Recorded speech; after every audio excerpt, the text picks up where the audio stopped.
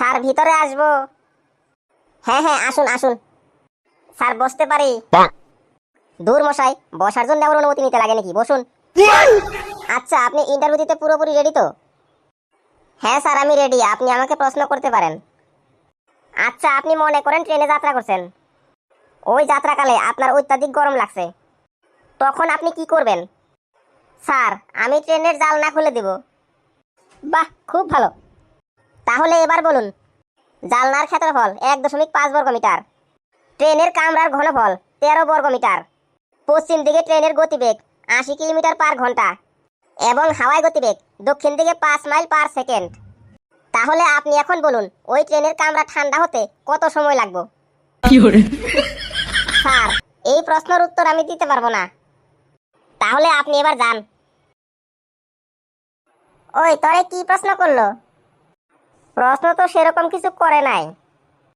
তোর একটা কথা কই, তুই খালি দয়া করে ট্রেনের জানলাটা খুলিস না। দূর বোকাচোদা, আমি ট্রেন পাবো কোনে যে জানলা খুলুম? ট্রেন কোনে পাবি তা তো তুই ভিতরে গেলেই জানবি।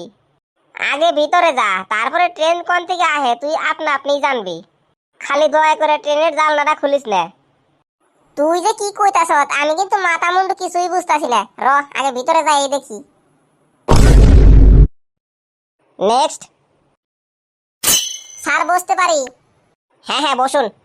আচ্ছা, আপনি মনে করেন যে আপনি একটা ট্রেনে যাত্রা করছেন, ওই যাত্রাকালে আপনার অত্যাধিক গরম লাগছে, তখন আপনি কি করবেন? স্যার, আমি আমার গায়ে দেওয়া কোটটা খুলে ফেলবো।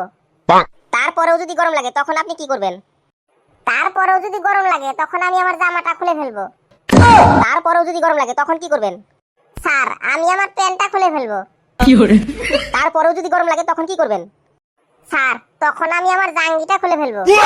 তারপরেও যদি গরম লাগে তখন? স্যার, আমি গরমে মরে গেলেও ট্রেনের কিন্তু জানলা খুলবো না।